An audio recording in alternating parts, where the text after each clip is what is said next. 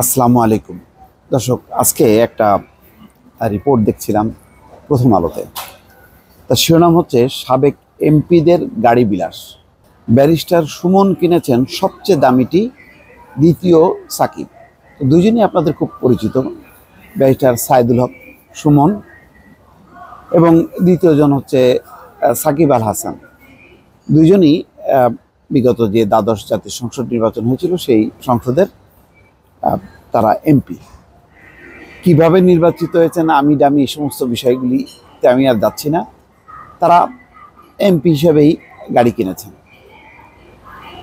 Interesting তথ্য হচ্ছে, দেখেন যে এই বিলাসবহুল গাড়ি আমদানির ব্যাপারে প্রতিবাদ ছিল সাইদুল হক সুমনের, যে এমপিদের এই ধরনের সুযোগ থাকা উচিত না, কিন্তু সবার আগে কিন্তু তিনি গাড়িটি নিয়েছেন। সেখানে কি পরিমাণ সুবিধা পেয়েছেন দেখেন।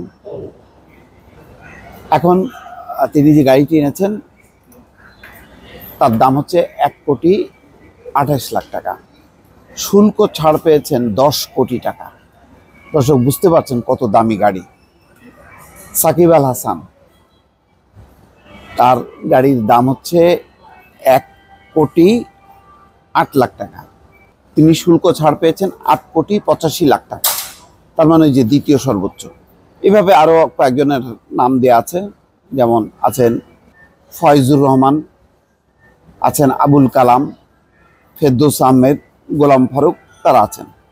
প্রত্যেককে আমি চিনি না, তবে তারা দামি গাড়ির মালিক হয়েছেন বটে, কিন্তু দুর্ভাগ্যও আছে। আমি সেই কথাটি পরে বলি।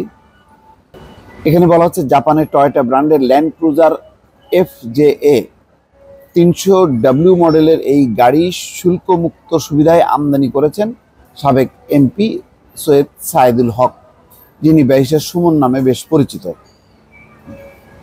গত 7 জানুয়ারি নির্বাচনে স্বতন্ত্র প্রার্থী হয়ে তিনি প্রথমবারের মতো এমপি নির্বাচিত হন। দ্বাদশ সংসদ নির্বাচনের পর 51 জন এমপি শুল্কমুক্ত সুবিধায় গাড়ি আমদানির উদ্যোগ নিয়েছিলেন, ঋণপত্র খুলেছিলেন। তাদের মধ্যে 10 জনের গাড়ি দেশে এসেছে, মাত্র 10 জনের, সবার গাড়ি আসতে পারেনি। 4 জনের গাড়ি খালাস করার আগেই ছাত্র জনতার গণঅভ্যুত্থানে গত 5ই আগস্ট আওয়ামী লীগ সরকারের পতন হয়। ফলে 4 এমপির গাড়ি আটকে দিয়েছে কাস্টমস।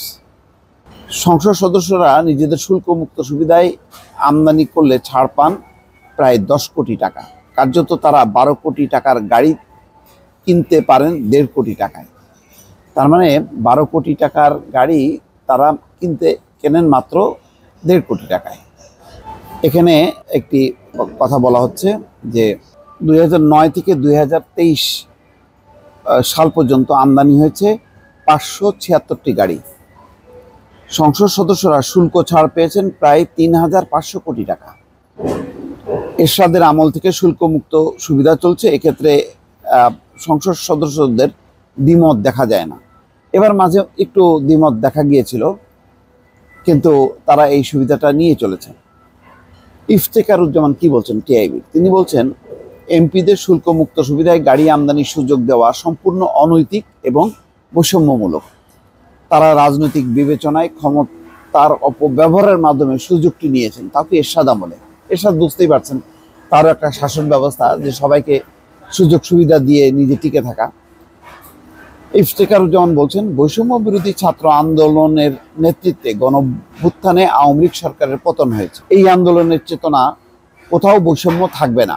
আশা করব অন্তর্বর্তী সরকার এমপিদের শুল্কমুক্ত সুবিধার গাড়ি সহ সব বৈষম্যমূলক নীতি তাদের সংস্কারের মধ্যে রাখবে।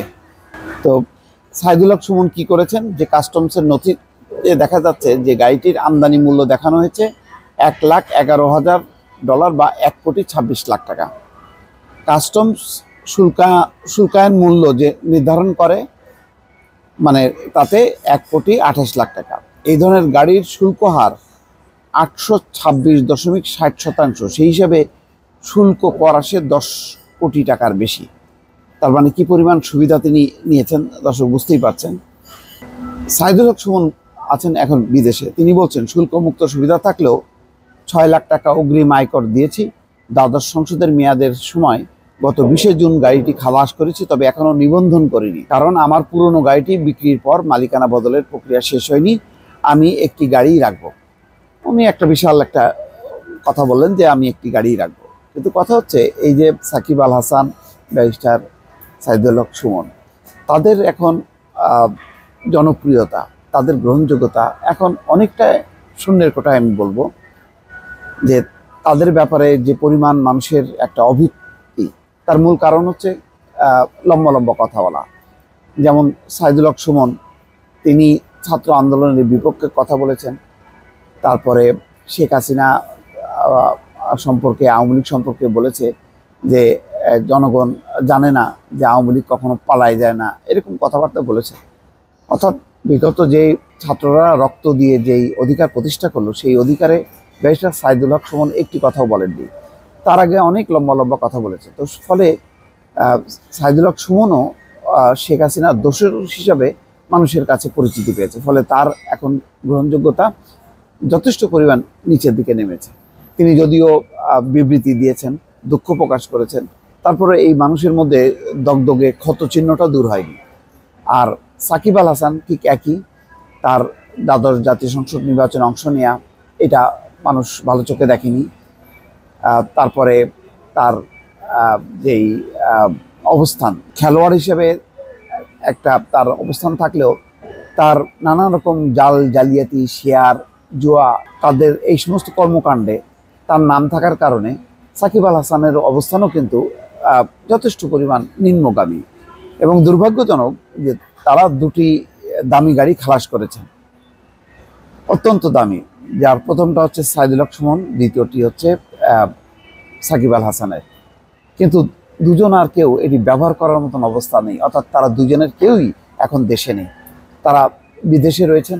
তারা দেশে আসলে যে জনরোষের মুখে পড়তে পারেন, সেই সংখ্যা থেকে হয়তো তারা লম্বা সময় এখন বিদেশেই থাকবেন। দেখেন, পাকিস্তানের বিরুদ্ধে ক্রিকেট ম্যাচ খেলে আমাদের খেলোয়াড়রা দেশে এসছেন, তারা সম্বর্ধনা পাচ্ছেন, কিন্তু সাকিব আল হাসান কিন্তু আসেননি। না আসার কারণ তার বিরুদ্ধে মামলা আছে, তারপরে দর্শকরা কিভাবে তাকে নেবে, গ্রহণ করবে, এইসব হয়তো টেনশনে তিনি আর দেশে ফেরেননি।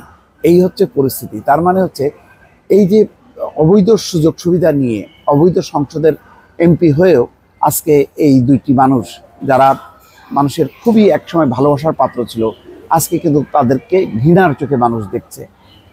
এবং তাদের নিজেদেরও সেই কনফিডেন্স নাই যে তারা দেশে ফিরে মানুষকে ফেস করবে।